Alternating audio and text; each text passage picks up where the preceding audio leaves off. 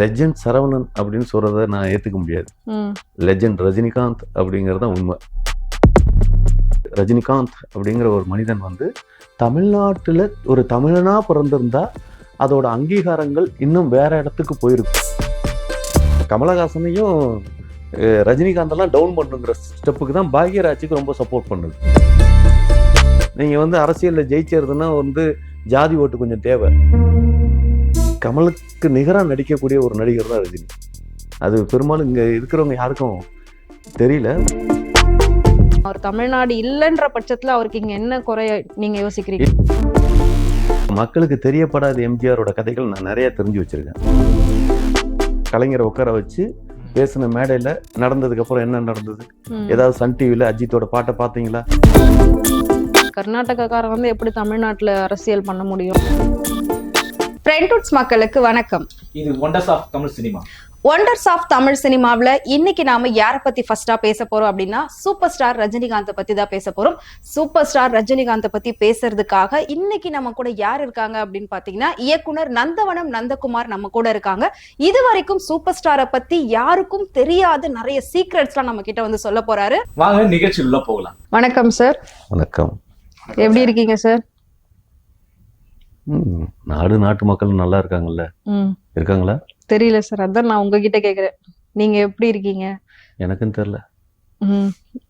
வாழ்க்கை அப்படியே போகுது, அப்படி வேணா சொல்லிக்கலாம்.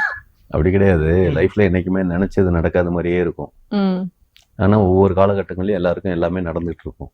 அதான் ரஜினி சொல்லியிருப்பாரு இல்லையா, சாகிற நாட்கள் தெரிஞ்சிருச்சுன்னா வாழ்ற நாட்கள் நரகமா இருக்குங்கிறதுனால. அதனால சாகிற நாட்கள் இன்னும் தெரியல. அதனால இந்த வாழ்க்கை நல்லா சந்தோஷமா ஹாப்பியா நல்லா போயிட்டு இருக்கு. கண்டிப்பா சார். நீங்க சூப்பர் ஸ்டார்னு சொல்லும் போது கண்டிப்பா அவரை பத்தி தான் நம்ம இன்னைக்கு பேச போறோம். தமிழ் சினிமாவையும் நம்மளோட சூப்பர் ஸ்டாரையும் பிரிக்கவே முடியாது. ஸோ அவர் இல்லைன்னா இது இல்லை அப்படின்ற மாதிரி தான் இருக்கு. ஒரு ரசிகரா நீங்க வந்து அவரை எவ்வளவு ரசிச்சிருக்கீங்க? ஆக்சுவலா எனக்கு வந்து நான் பேசிக்கா வந்து சின்ன வயசுலேருந்து பார்த்தா ஸ்கூல்னா ஒரு சின்ன காதல்லாம் ஓடும் இல்லையா? ஆமா ஆமா. நமக்கு பிடிச்ச பொண்ணுக்கு கமலஹாசனை பிடிச்சது. அதனால அந்த எனக்கு கமலஹாசனை பிடிச்சது. ஓ ஆமா. ஆனா நான் பேசிக்கா ரஜினி. ஆமா. நான் ரஜினி இல்லை, நான் ரஜினியை ரசிக்கக்கூடிய ஒரு தன்மையில் இருக்கிற கேரக்டர். ஆமா. அந்த நேரத்துல தான் வந்து இந்த ராஜாதி ராஜா படம்லாம் அந்த நேரத்துல அந்த ஹேர் ஸ்டைலை மாத்தி இப்படி விட்டுருப்பார். அதனால அவர் தலைவர் அப்படி ஒரு ஹேர் ஸ்டைல் இருக்கே, அது நமக்கு வரணும்னு சொல்லிட்டு இங்க வந்து சூடு கொட்டைன்னு ஒன்று சொல்லுவாங்க கிராமத்துல. அந்த சூடு கொட்டையை வச்சு இங்கெல்லாம் தேய்ச்சி தேய்ச்சி தேய்ச்சி அங்கே இங்க சின்ன வயசுல இப்ப இல்லை, இப்போ முடியலங்கிறத விட்டுருங்க, அப்ப ஃபுல்லா இருக்கும். இது வரைக்கும் இங்க சூடு கொட்டையெல்லாம் வச்சு தேய்ச்சி அந்த முடியெல்லாம் எடுத்து விட்டுட்டு அவர் மாதிரி ஸ்டைலுக்கெல்லாம் ட்ரை பண்ண காலங்கள்லாம் உண்டு. அதாவது என்ன சொல்றது, ஒரு 15 வயசு இருக்கணும்னு நினைக்கிறேன். அந்த காலகட்டங்கள்ல நமக்கு ஆண்டவன்கிட்ட கேட்டோம் அந்த ஹேர் ஸ்டைல், ரஜினியோட ஹேர் ஸ்டைல. ரஜினியோட ஹேர் ஸ்டைல நமக்கு இப்ப இந்த காலகட்டங்கள்ல தான் அந்த ஹேர் ஸ்டைல் கொடுத்துருக்காரு.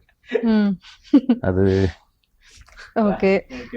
ஒரு ரசிகரா நீங்க வந்து ஹேர் ஸ்டைல் அவரை மாதிரி பண்ணணும் அப்படின்னு வந்து நினைச்சிருக்கீங்க, அப்பவே நினைச்சிருக்கீங்க. இப்போ அவரை மாதிரி ஏதாவது பண்ணணும், இல்ல அவர்கிட்ட எனக்கு ரொம்ப பிடிச்ச விஷயம் நான் வந்து இதை மாத்திக்கிட்டேன் அவரை பார்த்து அப்படின்னா எந்த விஷயத்த சொல்லுவீங்க?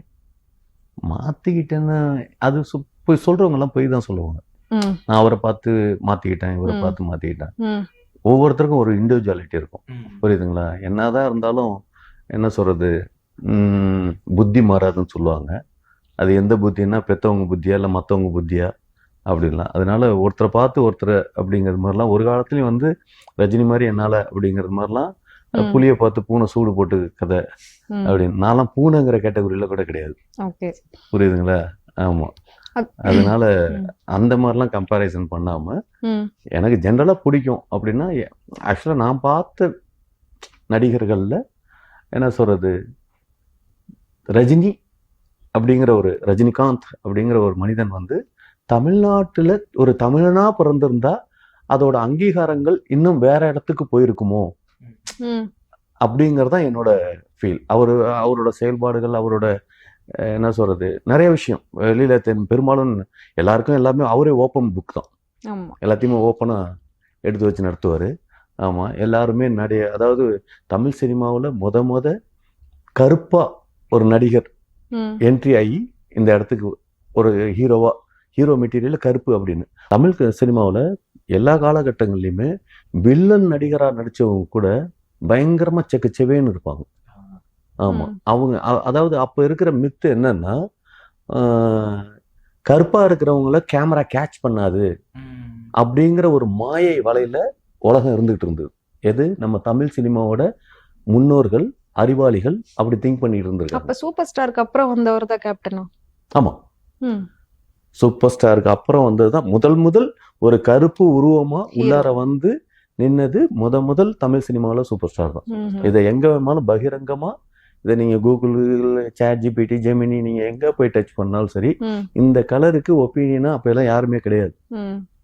அன்ஃபிட் ஃபார் சினிமா அப்படிதான் டிராவல் பண்ணிட்டு இருந்தாங்க. கலரா கண்ணகரேன்னு இருக்கிற ஒரு ஆள் வந்தாருன்னா இவரு தான் ஃபர்ஸ்ட். அதுக்கு அப்புறம் தான் விஜயகாந்த் எல்லாம். சார் இப்ப நீங்க சொன்னீங்க இல்லையா, அந்த ரஜினி ஒரு கருப்பு கலர், அந்த கலர்ன்ற பேட்டர்னை உடைச்சிட்டு வந்தார். இந்த ரூல் பிரேக்கர் ரஜினி அப்படின்னு சொல்லலாம். நிறைய விஷயங்களை ரஜினி அவர்கள் உடைச்சிருக்காரு இல்லையா? ஸ்டைல் பண்றதுல இருந்து ஒரு ஹீரோனா இதுதான் பண்ணணும் அப்படின்னு ஒரு பேட்டர்ன் இருந்துச்சு. ஹீரோனா இப்படிதான் இருக்கணும், அந்த ஹைட்டு கலர் இது எல்லாமே இப்படி இருக்கும்.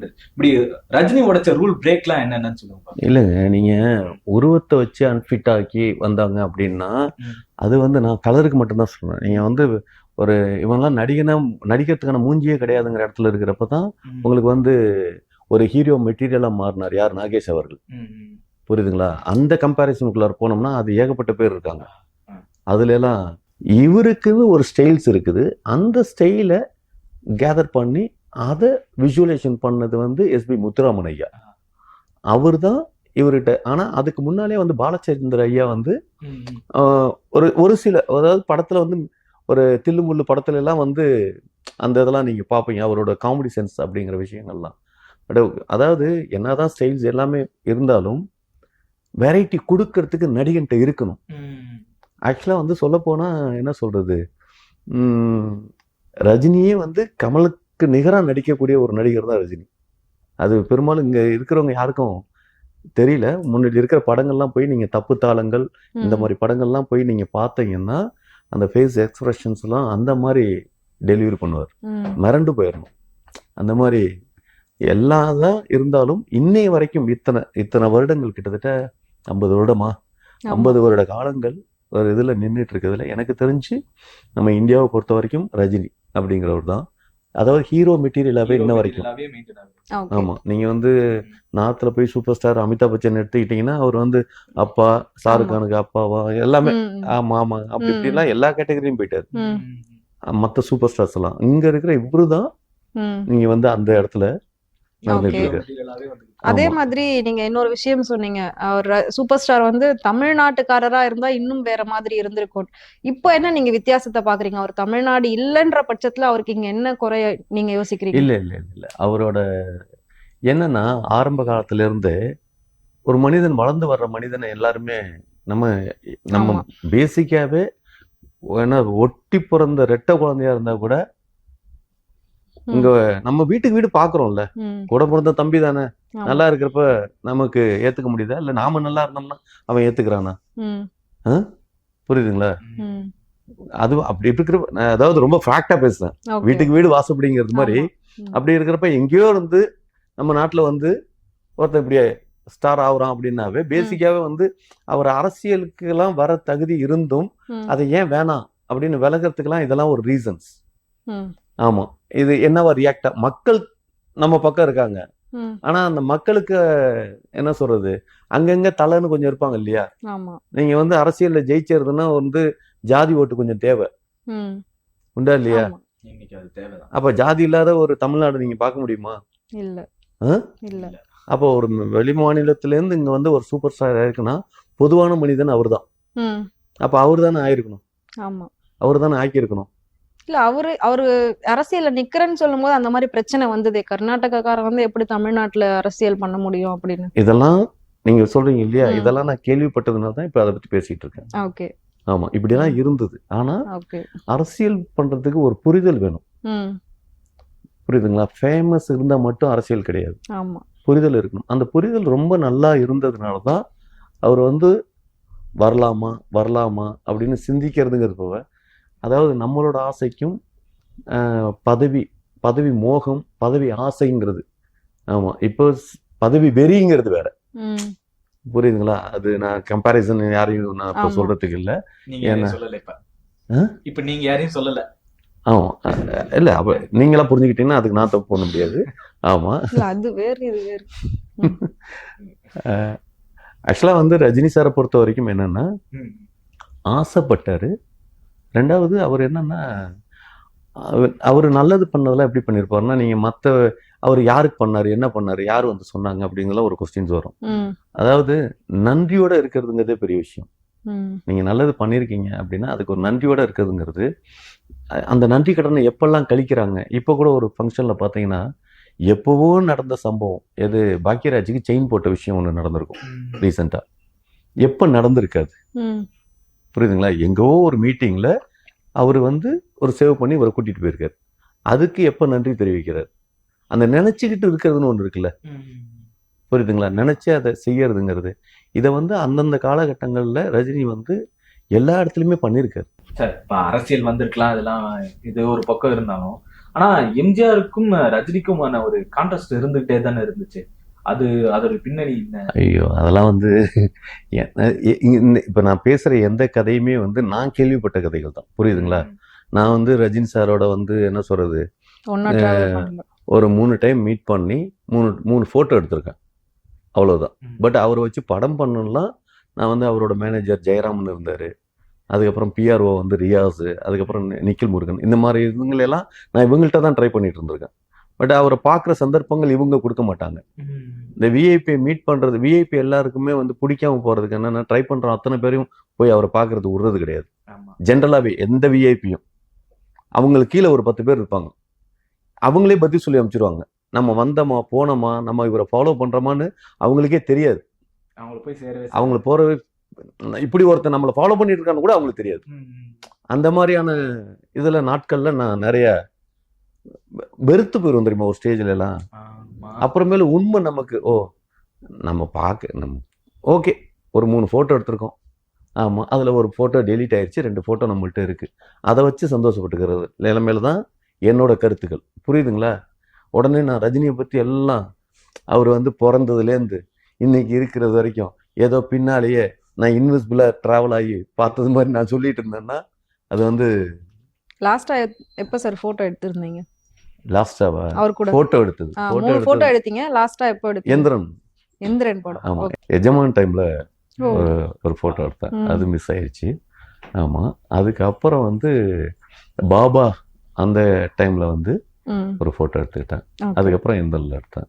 ஓகே, லாஸ்டா எந்திரன். ஆமா, என்கிட்ட வந்து அந்த எஜமான் டைம்ல எடுத்த போட்டோஸ் தான் இல்ல.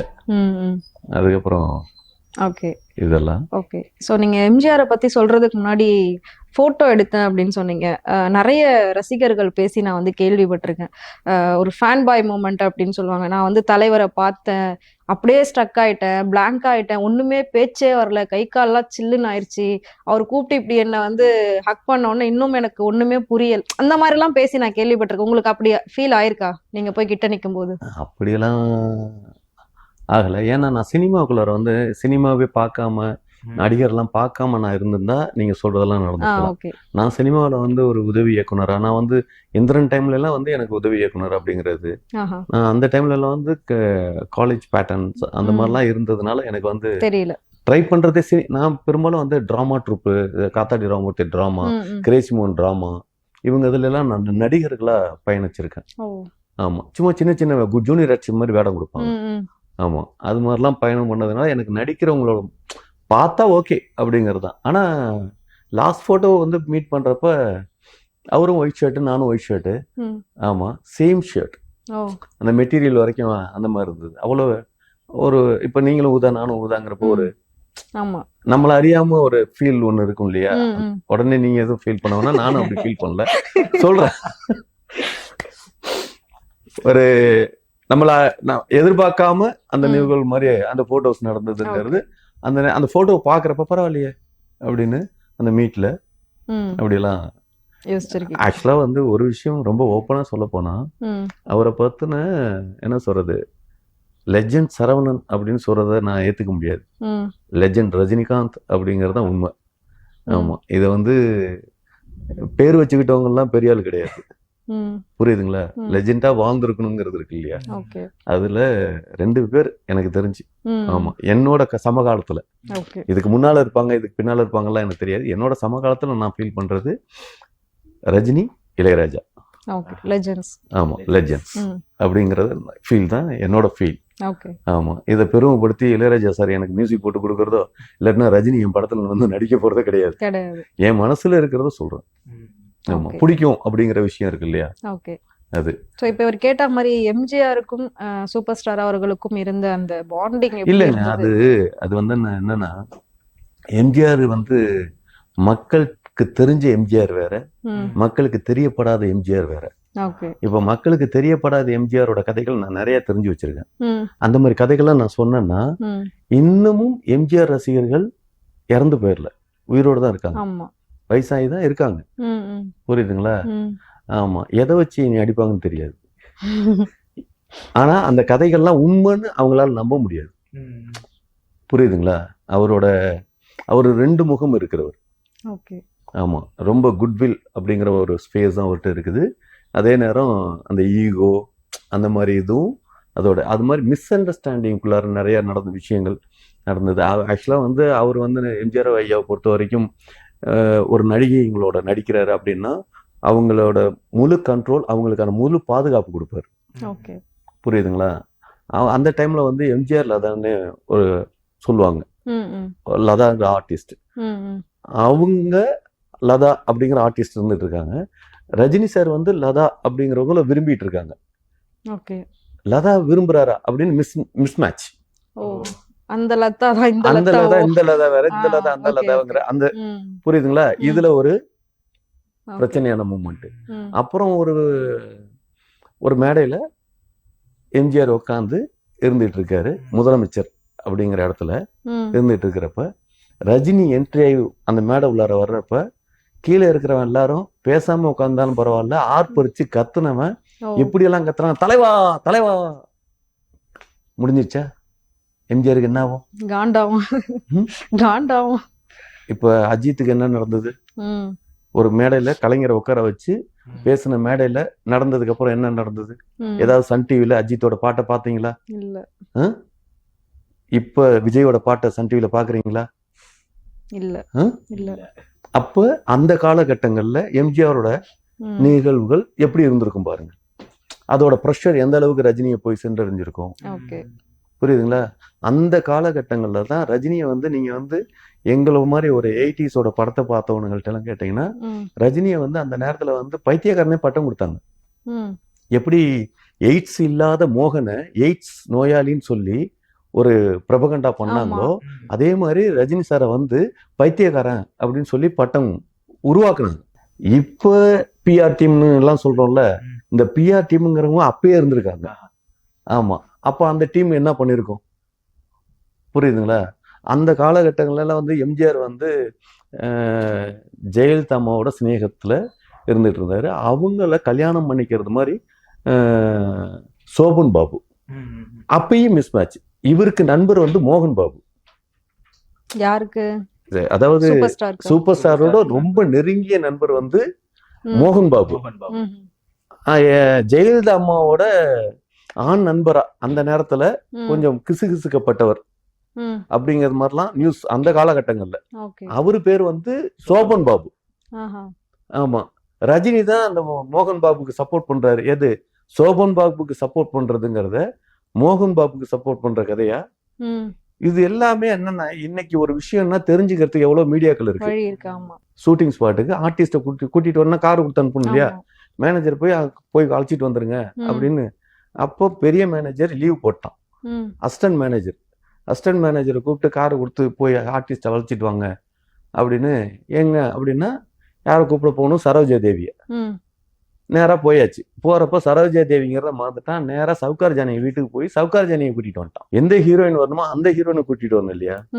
அதை விட்டுவிட்டு வேற ஹீரோயினிய கூட்டிட்டு வந்து ஸ்பாட்ல நிப்பாட்டியாச்சு. நான் எதுக்காக சொல்ல வரேன்னா, இப்ப அந்த அந்த படத்துல வந்து Mismatching, ஆமா. அவங்க 2 ஹீரோயினையும் ஹீரோயினை போட்டு சமயோஜித புத்தியா அந்த டைரக்டர் அதை யூஸ் பண்ணி நடத்தினாரு. புரியுதுங்களா? இந்த மிஸ்மேட்சிங்கிறதெல்லாம் வரும் சினிமாக்குள்ளார. அந்த மாதிரி பேர் மிஸ்மேட்ச் எல்லாம் நடத்திட்டானுங்க. ஓகே. எம்ஜிஆருக்கும் இவருக்குமான முரண்பாட பயங்கரமா ஏற்படுத்தி வச்சுட்டானுங்க. ஏற்படுத்தி வச்சு வேற வழியே இல்லாம அதாவது எந்த ஒரு இதுவுமே இல்லாம ஒரு கான்ட்ராஸ்டாக 2 பேரும் வச்சிருவாங்கல்ல. எம்ஜிஆர் வந்து முழுக்க முழுக்க வந்து பாக்யராஜுக்கு சப்போர்ட் பண்ணதுக்கான ரீசனே வந்து கமலஹாசனையும் ரஜினிகாந்தெல்லாம் டவுன் பண்ணுங்கிற ஸ்டெப்புக்கு தான் பாக்யராஜுக்கு ரொம்ப சப்போர்ட் பண்ணுது. ஆமா, பாக்யராஜுக்கு அந்த காலகட்டங்களில் ரொம்ப சப்போர்ட் பண்ணி தூக்கி எடுத்துட்டு வந்திருப்பார். நிறைய படங்களை வந்து ப்ரொமோஷனுக்கு அப்படிங்கிற நிறைய விஷயங்கள்லாம் பாக்யராஜுக்குமான எம்ஜிஆருக்குமான நெருக்கங்கள் உறவுகள்லாம் ரொம்ப வேற. ஆமா, அந்த மாதிரிலாம் அதாவது கதை, அதான் நான் சொல்றேன்ல, கதைன்னா சொல்லிட்டே இருக்கலாம், அவ்வளவு கதைகள் இருக்குது, சொல்லப்படாத கதைகள் அப்படின்னு. ஒண்டர்ஸ் ஆஃப் சினிமால நம்ம சூப்பர் ஸ்டார் ரஜினி சாரை பத்தி நம்ம நிறைய விஷயங்கள் தெரிஞ்சுக்கிட்டு இருக்கோம். இது அடுத்த பாட்டுகளை நம்ம தொடர்ந்து பார்க்கலாம், காத்துருங்க.